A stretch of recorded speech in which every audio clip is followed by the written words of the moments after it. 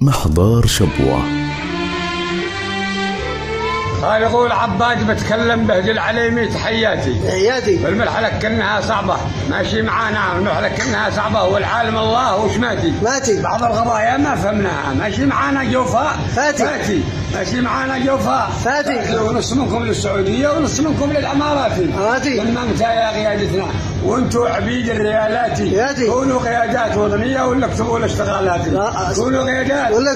اكتبوا الاشتغالاتي. حمى مصر الشعب يتعلم يتقاتل، حمى مصر الشعب يتقاتل يزيد همي وآهاتي من اجل من كل ما يقرا يهلم حيل سياساتي. ألا كيف الخبر يا قيادتنا يا اصحاب كرفتات وكواتي حتى المغابر قد نهبتوها المغابر نهبتوها تبنوا فرلكم فوق الاموات لا حول ولا قوة فوق الاموات. شبابنا اليوم متطور يلبس سراويل بناتي لا عاد يفكر ولا يحسب ما قصد هلا من امراتي لازم تجي آلات حسابة لازم خبطت الحسابة لازم وانا مواطن تعب حالي ضاعت حقوقي وخدماتي ضاعت حقوقي وخدماتي لا متى لا خدمات لا حقوق